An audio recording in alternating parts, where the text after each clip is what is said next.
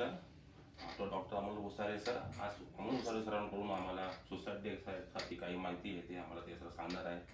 Sir, suicide day हा काय आहे, कधी होणार आणि कसा त्याचा ते तुम्ही ऐकलंय की कसं ते करायचं आणि कसं ते होतं आणि त्याचं प्रिव्हेन्शन कसं सांगणार? ओके. नमस्कार. मी डॉक्टर भुसारे. तुम्ही जे प्रश्न विचारला मला आता की सुसाईड डे काय, तर मी सांगतो की सुसाईड डे नाही, म्हणजे हा सुसाईड डे म्हणजे आत्महत्या दिवस. आत्महत्या दिवस नसून हा आत्महत्या प्रतिबंध दिवस आहे. आत्महत्या प्रतिबंध दिवस म्हणजे काय नेमकं, तर प्रतिबंध करायचा आपल्याला. सुसाईड प्रिव्हेन्शन डे हा नॉर्मली आपण 10 सप्टेंबरला सेलिब्रेट करतो म्हणजे काय करतो आपण, की आपण साजरा करतो म्हणजे या दिवशी काय आपण मिठाई वगैरे आणून वाटणं किंवा असं काम नाही करत. जेव्हा आपण हेल्थ कॅलेंडरमध्ये डेज ठरवतो त्या दिवसाचं एक पर्टिक्युलर इम्पॉर्टन्स असतं. बेसिकली काय की 2003 सालापासून आपल्या भारतामध्ये Indian international association of suicide prevention, world health organisation आणि world federation of mental health या 3 असोसिएशननी मिळून 2003 पासून सुसाईड प्रिव्हेन्शन डे सेलिब्रेट करायला चालू केलेलं आहे. सेलिब्रेट करणं म्हणजे काय करायचं, की या दिवशी आपल्याला अवेअरनेस करायचं आहे की सुसाईडची कारणं होऊ नये. हा अवेअरनेस करण्यामागे त्यांचा मेन हेतू काय, की सुसाईडचा जो इपिडेमॉलॉजिकल डाटा आहे, सुसाईडचा जो खूप मोठा प्रॉब्लेम आहे आपल्याकडे, त्याच्या विरोधात आपल्याला काम करायचं आहे. तर दरवर्षी काय करतो आपण, एक थीम घेतो. नॉर्मली आपल्याला माहिती आहे की WHO चा दिवस 7 एप्रिल असतो. एक घोषवाक्य घेतात आणि त्या घोषवाक्यानुसार आपण वर्षभर काम करतो. पण इथं काय केलंय की एक घोषवाक्य एका वर्षासाठी नसून 3 वर्षासाठी एक घोषवाक्य असतं. तर या वर्षीचं जे घोषवाक्य आहे, क्रिएटिंग होप थ्रू ऍक्शन्स, म्हणजेच काय, कृतीद्वारे आपल्याला आपल्या कृतीद्वारे लोकांमध्ये आशावाद निर्माण करायचा आहे. तर 10 सप्टेंबर 2022 पासून आपण हा world suicide prevention day celebrate करतो. तर हा एक दिवस सेलिब्रेट न करता 10 सप्टेंबर ते 10 ऑक्टोबर असा पूर्ण महिना आपल्याला महाराष्ट्रामध्ये हा सेलिब्रेट करायचा आहे. म्हणजे काय करायचं, तर लोकांना सुसाईड बद्दल आपल्याला जागरूक करायचं. सुसाईड प्रिव्हेन्शन काय, सुसाईडचा परिणाम किती घातक आहे, याबद्दल आपल्याला थोडक्यात लोकांना जाऊन सांगायचं. धन्यवाद सर. सुसाईड करतो का माणूस? नाही, एक लक्षात घ्या की हे जे आहे नैराश्याचे आपण परत कॅटेगरायझेशन केलेले आहे. त्याला म्हणून आपण सौम्य, मध्यम आणि तीव्र, माइल्ड, मॉडरेट आणि सिव्हिअर डिप्रेशन. सुरुवातीला ज्यावेळेस माइल्ड स्वरूपाचं डिप्रेशन असतं ते केवळ औषधोपचाराने नाही, तर केवळ समुपदेशनानं किंवा एक दुसऱ्याशी बोलल्यानं किंवा त्याच्यावरचं सोल्युशन, काहीतरी स्ट्रेसर असतो. उदाहरणार्थ, प्रत्येक गोष्टीला एक तर मूळ कारण असतं. एखाद्याचं नैराश्याचं कारण फायनान्शियल ट्रबल आहे, की मला लोन झाले आणि मला फेडता येत नाही, पण अचानक मला लॉटरी लागली आणि माझं नैराश्य दूर झालं. हा स्ट्रेसर आहे. हा स्ट्रेसर जर दूर झाला तर नैराश्य दूर होऊ शकतं. पण पर्सिस्टंट स्ट्रेसर असताना जर ते नैराश्य वाढत गेलं तर मॉडरेट किंवा सिव्हिअर मध्ये जाऊ शकतं. जेव्हा नैराश्य mild to moderate, moderate to severe मध्ये जातं, सिव्हिअर मध्ये गेल्यानंतर माणसाच्या आयुष्यामध्ये 3 गोष्टींचा ट्रायड तयार होतो. त्याच्यामध्ये सर्वात महत्वाचा पहिला ट्रायड होतो की माझी कुणीही हेल्प करू शकत नाही. हेल्पलेसनेस, म्हणजे मला आता कुणीच या गोष्टीतून वाचू शकत नाही, ही जी भावना माणसाच्या मनात निर्माण होती. पहिली भावना होती हेल्पलेसनेसची. दुसरी भावना काय, की होपलेसनेस, म्हणजे आशावाद निर्माण राहत नाही, कुठल्याच प्रकारची आशा नाही. आता ह्या प्रॉब्लेम मधून मी बाहेर येऊ शकत नाही, माझी कोणी मदत करू शकत नाही, माझ्या जीवनात आता काही आशा राहिलेली नाही. अशा वेळेस माणसाच्या मनात तिसरी फिलिंग येते की माझ्या आयुष्याला काहीही किंमत नाही, ज्याला आपण वर्थलेसनेस म्हणतो. या 3 गोष्टींचा ट्रायड तयार होतो. होपलेसनेस, हेल्पलेसनेस आणि वर्थलेसनेस. या 3 गोष्टींचा जेव्हा ट्रायड तयार होतो त्यावेळी माणसाच्या मनामध्ये मग सुसायडल आयडिएशन चालू होतात. सुसायडल आयडिएशन म्हणजे काय, आत्महत्येचे विचार चालू होतात. डायरेक्ट ऍक्टिव्ह आत्महत्येचे विचार येण्याच्या अगोदर माणसाच्या मनामध्ये पॅसिव्ह सुसायडल आयडिएशन असतात. पॅसिव्ह म्हणजे काय, त्याच्यामध्ये की देवा मला उचलून घ्या आता, असं वाटायला की भूकंप व्हावा आणि मी मरून जावं, असं वाटतं की रस्त्याने जाताना गाडीने येऊन मला उडवून टाकावं आणि मी मरून जावं, असं व्हावं की काहीतरी कुणीतरी यावं माझा जीव संपून घ्यावं, की देवा मला उचलून घे. हे जे म्हणतो ना आपण, त्याच्यामध्ये ऍक्टिव्हली मला जाऊन काही करायचं नाहीये, पण इतर लोकांनी कुणीतरी यावं माझा जीव संपवावा, ह्याला आपण पॅसिव्ह सुसायडल आयडिएशन म्हणतो. इनिशियली अशी पॅसिव्ह सुसायडल आयडिएशन येतात जेव्हा ट्रायल तयार होतो. या पॅसिव्ह सुसायडल आयडिएशनचं काही कालांतरानंतर ऍक्टिव्ह सुसाईड आयडिएशन मध्ये कन्व्हर्जन होतं. म्हणजे उदाहरणार्थ कसं, की आत्ता जाऊन ट्रेन खाली जाऊन जीव द्यावा, आत्ता जाऊन पंख्याला लटकावं, आत्ता असं वाटतं की गाडी खाली जाऊन जीव द्यावा, म्हणजे मला स्वतःला वाटते, मला स्वतःची ऍक्टिव्ह इन्व्हॉल्वमेंट त्याच्यामध्ये. असे विचार जेव्हा तयार होतात माणसाच्या मनामध्ये तेव्हा जाऊन माणूस सुसाईड करतो. थँक्यू. पुढचा, सुसाईड हा खूप घातक आहे, तसं याच्या काही आकडेवारी आहे का आपल्याकडे? हा, निश्चित. एका लक्षात घ्या की खूप चांगला प्रश्न विचारला यांनी, आणि हा प्रश्न नॉर्मली लोक विचारत नाहीत किंवा ह्या गोष्टीचं गांभीर्य किती आहे. घातक म्हणण्यापेक्षा सुसाईड तर घातकच असतं. एखाद्याचा जीव गेला म्हणजे तो त्या कुटुंबासाठी, त्या माणसासाठी सर्व काही संपलेलं असतं. घातक म्हणण्यापेक्षा याचं गांभीर्य सोसायटीला कळण्यासाठी आकडेवारी सांगणं खूप महत्वाची गोष्ट आहे. आपल्या सगळ्यांना माहिती आहे की कोविड, आता नीट नुकताच होऊन गेला. कोविड बद्दल आपली हेल्थ सिस्टीम किती मोठ्या प्रमाणात जागरूक झाली होती. आपण पाहिलं तर सगळे लोक कामाला लागले होते, फ्रंटलाईन वर्कर्स, पोलीस, हे ते. त्याचं कारण काय होतं की त्याचं गांभीर्य होतं, त्याच्यामध्ये डेथ रेट खूप जास्ती होता किंवा ती खूप संसर्गजन्य आजार होता आणि त्याच्यामुळे कोविडमध्ये आपण घातक झालो. पण कोविड काही काळासाठी येऊन गेला, ज्याला आपण म्हणू की एक ठराविक काळासाठी कोविड होता निघून गेला, ज्याला पॅन्डेमिक म्हणतो आपण. पण आपल्या इंडियामध्ये सुसाईड हा एंडेमिक झाला. एंडेमिक म्हणजे काय, सुसाईडच्या केसेस दरवर्षी तेवढ्याला तेवढ्या येतात. याचं उदाहरण द्यायचं तर समजा मुंबईमध्ये राहतो आपण, लेप्टोस्पायरोसिस किंवा डेंग्यू असे जे काही आजार आहेत हे ते एंडेमिक आहे. त्याच्यामुळे भरपूर प्रमाणात पावसाळ्यात आले की ते आजार होतात. पण टोटल कंट्रीमध्ये, टोटल वर्ल्डमध्ये सुसाईड एंडेमिक होत चाललाय. त्याची आकडेवारी किती आहे सांगतो तुम्हाला एक्झॅक्ट. लक्षात घ्या की जगामध्ये दरवर्षी सुसाईडच्या 7,03,000 डेथ्स होतात. म्हणजे आत्महत्यामुळं दरवर्षी जगामध्ये 7,03,000 लोक मरतात. आपल्या इंडियाची आकडेवारी जर आपण पाहिली तर 1,64,033 डेथ 2021 मध्ये सुसाईडमुळे नोटिफाईड झालेले आहे. 1,64,033. हा जर आकडा आपण बघितला तर जवळजवळ 1 लाखामागे 12 लोक सुसाईडमुळे मरतात. 1 लाखामध्ये 12 लोक मरतात हे जरी आपल्याला वाटत असेल, पण एका कुटुंबातल्या एक व्यक्ती जरी डेथ झाली खूप मोठं असतं. जर आपण हेच बघितलं उलट, ह्याच्या उलट जर कोविडचं आपण बघितलं तर कोविडचा डेथ रेट खूप कमी होता, संसर्गजन्य होता. कोविड बद्दल आपण खूप जास्त जागरूक होतो. दुसरी गोष्ट, जर आपण ह्याच आकडेवारीला जर आपण दिवसामध्ये कन्वर्ट करायचं म्हणलं तर एका दिवसाला 449 म्हणजे जवळजवळ 450 डेथ्स ह्या दररोज आपल्याकडे होतात. आणि एका तासाला 18 डेथ होतात सुसाईडमुळे. आणि जर आपण हे जर मिनिटात किंवा सेकंदात कन्सिडर केलं तर 192 सेकंद म्हणजे 3 मिनिटामागे एक डेथ ही सुसाईडमुळे होती. आता तुम्ही म्हणाल की सर कोविडच्या डेथ किती झाल्यात.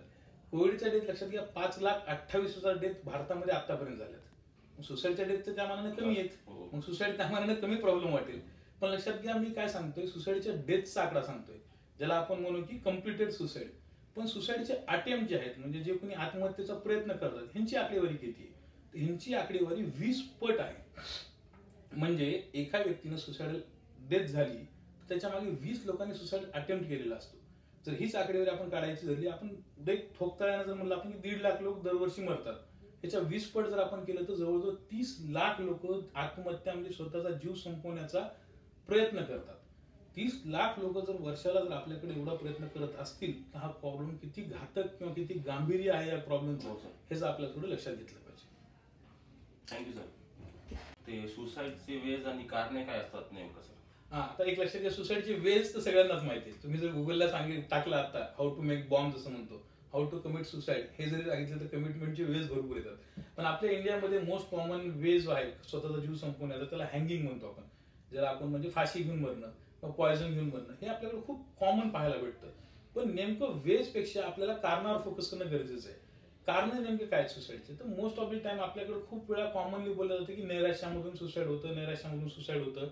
पण डायरेक्ट सुसाईड होतं का, नैराश्य म्हणजे नेमकं काय ह्याच्याबद्दल लोकांना माहित नाही. आपण खूप कॉमनली पाहतो की मी थोडं दुःखी असतो तर मी लगेच वापरतो की मी आजकाल डिप्रेस झालोय. डिप्रेस म्हणजे नैराश्य. तर नेमकं नैराश्य आणि दुःख ह्याच्यातला फरक पहिले समजून घेतला पाहिजे की नैराश्य म्हणजे नेमकं काय. ह्याच्यासाठी 2017 मध्ये वर्ल्ड हेल्थ ऑर्गनायझेशननी जे 7 एप्रिलला आपण दिवस सेलिब्रेट करतो त्याच त्यांनी थीम ठेवली होती की डिप्रेशन लेट्स टॉक, चला बोलूया नैराश्याविषयी. म्हणजे वर्षभर, आता जो आपण सुसाईड प्रिव्हेन्शन डे 1 महिना सेलिब्रेट करतोय, वर्षभर आपल्याला फक्त डिप्रेशन बद्दल आपण त्यावेळेस जागरूकता निर्माण केलेली आहे. हे depression one of the major कारण आहे. Okay, thank you sir. तर पुढचं डिप्रेशन म्हणजे नेमकं काय, कसं ओळखायचं सर? सर डिप्रेशन म्हणजे नेमकं काय, कसं चालू आहे ना? डिप्रेशन म्हणजे तर नेमकं काय, कसं ते ओळखायचं डिप्रेशन झालं आहे या व्यक्तीला? आणि अच्छा, खूप चांगला प्रश्न आहे तुमचा. एक लक्षात घ्या की डिप्रेशन झाले हे कसं ओळखायचं. आपल्या दैनंदिन जीवनामध्ये आपल्याला माहिती की ताणतणाव, आपण खूप कॉमनली शब्द वापरतो की मला ताणतणाव आलाय किंवा मला दुःख झालंय.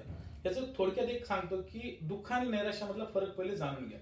दुःख म्हणजे काय, जे कालांतरानं कमी कमी होत जाते. उदाहरण देतो, माझ्या जवळचा कोणीतरी व्यक्ती वारलाय तर त्यावेळेस मी त्याचा दुखवटा साजरा करतो. आपल्या हिंदू संस्कृतीमध्ये किंवा टिपिकल महाराष्ट्रामध्ये 13 दिवस आपण त्याचा दुखवटा साजरा करतो. 13व्या दिवशी आपण सगळेजण गोड जेवण करतो, त्याचा गोड जेवणाचा कार्यक्रम म्हणतो. गोडजेवण करतो, दुःख विसरून जातो आणि आपण आपलं रुटीन कामाला लागतो. पण ह्या उलट म्हणजे काय की दुःख कालांतरानं कमी कमी होत चालले. पण ह्या उलट नैराश्याचं आहे. म्हणजे सुरुवातीला जरी प्रॉब्लेम थोडा वाटला नाही तर हळूहळू त्याचं दुःख जे आहे ते वाढत जातं, त्यालाच आपण नैराश्य म्हणतो. तर नैराश्यातली नेमकी लक्षणं कोणती कोणती असतात ते आपण पाहूया. नैराश्यामध्ये सर्वात महत्वाची गोष्ट, लक्षण जे आहे ते म्हणजे persistent sadness of mood. Persistent म्हणजे काय, कंटिन्युअस, म्हणजे थ्रू आउट, ज्याला म्हणू आपण की कंटिन्यू त्याला तो दुःखीच असतो. तो दुःख त्याचं जे आहे, उदाहरणार्थ कसं की मी आता खूप दुःखी आहे आणि तुम्ही अचानक माझ्याकडे आले, चला माझा आवडता व्यक्ती भेटला, मी लगेच त्याशी बोलायला लागलो, माझं दुःख विसरून गेलो. पण नैराश्यामध्ये असं होत नाही. त्याच्या किती आवडीच्या गोष्टी झाल्या, काही झालं तर त्याचं दुःख हे परसिस्टंट राहतं. त्या दुःखामध्ये इम्प्रुव्हमेंट होत नाही. दुसरी महत्वाची गोष्ट ह्याच्यामध्ये काय असते की loss of interest in previous pleasurable activities. म्हणजे जुन्या ज्या गोष्टींमध्ये मला आनंद यायचा, उदाहरणार्थ मला क्रिकेट खेळा वाटायचा, ज्या लोकांना बोला वाटायचं, पिक्चर पहा वाटायचा, आता मला तसली कुठलीही ऍक्टिव्हिटी करा वाटत नाही. माझं बिलकुलही मन लागत नाही. ह्या दोन गोष्टी खूप महत्वाच्या आहेत नैराश्यामध्ये. त्याचबरोबर पुढची महत्वाची गोष्ट काय नैराश्यामध्ये, तर स्लीप डिस्टर्बन्सेस. स्लीप डिस्टर्बन्सेस म्हणले इथं म्हणजे असं नाही म्हणलं की रेग्युलर म्हणजे स्लीप येतच नाही. खूप वेळा लोकांचे गैरसमज असतो की एखादा खूप जास्त झोपू नये, त्याला कशाचं दुःख आलंय किंवा त्याला कशाचं नैराश्य आलंय. पण नैराश्यामध्ये काही लोकांना झोप येत नाही, काही लोकांना खूप जास्त झोप येते. नैराश्यामध्ये काही लोकांना जेवण जात नाही, काही लोक डबल टिबल खातात, म्हणजे जेवण त्यांचं वाढू शकतं. वजनाच्या बाबतीत ते सिमिलर होतं की नैराश्यामध्ये खूप जणांचं वजन कमी होतं आणि खूप जणांचं वजन वाढतं. लॉस ऑफ कॉन्सन्ट्रेशन, कुठल्याही गोष्टीमध्ये त्यांचं लक्ष लागत नाही. इरिटेबिलिटी, चिडचिडेपणा, हा सुद्धा एक नैराश्याचं लक्षण आहे, ज्याला आम्ही इरिटेबिलिटी किंवा ॲजिटेशन म्हणतो. असे सगळे लक्षणं जर एकत्रित असतील आणि हे लक्षणं जर 6 आठवड्यापर्यंत परसिस्टंट राहत असतील तर आपण त्याला नैराश्य म्हणणार. जर हे लक्षणं जर 6 आठवड्यापर्यंत राहत नसतील तर आपण त्याला हे म्हणतो, दुःख म्हणतो. हो थँक्यू. पुढचं प्रश्न, इतका काळ असतो सुसाईडचा? यस. एक लक्षात घ्या की हे जे सुसाईडचं जे आहे ना, आपण सुसाईड प्रतिबंध दिवस जे म्हणलो का नाही, लक्षात घ्या, ताणतणावापासून दुःखात आलो, दुःखातून नैराश्यात आलो, नैराश्यातून आपण या 3 गोष्टीच्या ट्रायडमध्ये गेलो, ट्रायडमधून आपण पॅसिव्ह सुसाइडल आयडिएशन, पॅसिव्ह सुसाइडल आयडिएशन मधून आपण ऍक्टिव्ह सुसाइडल आयडिएशन आणि मग सुसाइडल अटेम्प्ट आणि मग कम्प्लिटेड सुसाइड. म्हणजे हा जो दरम्यानचा काळ आहे, या काळामध्ये आपण सुसाइडवर जर वर्कआउट केलं, त्या माणसाला जर व्यवस्थित औषधोपचार केला तर आपण काय करू शकतो, ते सुसाइड नक्कीच आपण प्रिव्हेंट करू शकतो. तर आपल्याकडे भरपूर काळ असतो, म्हणूनच म्हणतात सुसाइड इज प्रिव्हेंटेबल. थँक्यू. पुढचं, इतका काळ असतो सुसाईडचा? यस.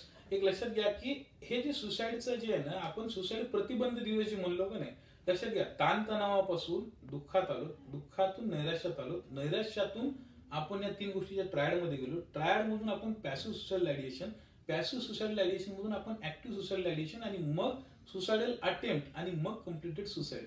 म्हणजे हा जो दरम्यानचा काळ आहे, या काळामध्ये आपण सुसाइडवर जर वर्कआउट केलं, त्या माणसाला जर व्यवस्थित औषधोपचार केला तर आपण काय करू शकतो, ते सुसाइड नक्कीच आपण प्रिव्हेंट करू शकतो.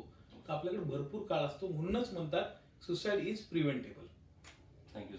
पुढचं, सर माझ्या ओळखीचा एक मुलगा 5वी-6वी मध्ये आहे, तो त्याने पण डिप्रेशन मधून सुसाईड केलं. त्याला कसं डिप्रेशन सर? एक लक्षात घ्या की कशामुळे केलं त्यानं सुसाइड? मोबाईल त्याला नाही दिला तर मोबाईल नाही दिला, सुसाइड केलं. एक लक्षात घ्या की आता मी काय सांगितलं सुरुवातीलाच की नैराश्य हे मेजर कारण आहे, म्हणजे महत्वाचं कारण आहे. फक्त नैराश्यामुळे सुसाईड होतात असं मी म्हणलेलं नाही. त्या जे मुलाचं सुसाईड आहे त्याला इम्पल्सिव्ह लेवलचं सुसाईड म्हणू आपण, म्हणजे इम्पल्स कंट्रोल करता नाही आला, ज्याला रागावर नियंत्रण ठेवता नाही आलं. आणि अशा वेळेस रागावर नियंत्रण न येता, मराठीत एक म्हणे राग आणि भीक माग, ज्याला आपण म्हणतो, तर रागाच्या भरामध्ये केलेले कृत्य, म्हणजे उदाहरणार्थ कसं, मला मोबाईल खेळायला दे, नाही देत मी उडी मारतो बघ, आणि त्याला लगेच उडी मारली असेल त्याला सुसाईड केलं असेल. तर अशी इम्पल्सिव्ह सुसाईड पण आपल्याकडे भरपूर प्रमाणात होतात. इतका काळ असतो सुसाईडचा? यस. एक लक्षात घ्या की हे जे सुसाईडचं जे आहे ना, आपण सुसाईड प्रतिबंध दिवस जे म्हणलो का नाही, लक्षात घ्या, ताणतणावापासून दुःखात आलो, दुःखातून नैराश्यात आलो, नैराश्यातून आपण या 3 गोष्टीच्या ट्रायडमध्ये गेलो, ट्रायडमधून आपण पॅसिव्ह सुसाइडल आयडिएशन, पॅसिव्ह सुसाइडल आयडिएशन मधून आपण ऍक्टिव्ह सुसाइडल आयडिएशन आणि मग सुसाइडल अटेम्प्ट आणि मग कम्प्लिटेड सुसाइड. म्हणजे हा जो दरम्यानचा काळ आहे, या काळामध्ये आपण सुसाईडवर जर वर्कआउट केलं, त्या माणसाला जर व्यवस्थित औषधोपचार केला तर आपण काय करू शकतो, ते सुसाईड नक्कीच आपण प्रिव्हेंट करू शकतो. तर आपल्याकडे भरपूर काळ असतो, म्हणूनच म्हणतात सुसाईड इज प्रिव्हेंटेबल. थँक्यू. पुढचं, इतका काळ असतो सुसाईडचा? यस. एक लक्षात घ्या की हे जे सुसाईडचं जे आहे ना, आपण सुसाईड प्रतिबंध दिवस जे म्हणलो का नाही, लक्षात घ्या, ताणतणावापासून दुःखात आलो, दुःखातून नैराश्यात आलो, नैराश्यातून आपण या 3 गोष्टीच्या ट्रायडमध्ये गेलो, ट्रायडमधून आपण पॅसिव्ह सुसाइडल आयडिएशन, पॅसिव्ह सुसाइडल आयडिएशन मधून आपण ऍक्टिव्ह सुसाइडल आयडिएशन आणि मग सुसाइडल अटेम्प्ट आणि मग कम्प्लिटेड सुसाइड.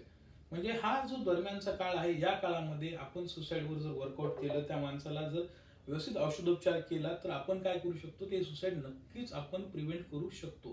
तर आपल्याकडे भरपूर काळ असतो, म्हणूनच म्हणतात सुसाईड इज प्रिव्हेंटेबल. थँक्यू. पुढचं,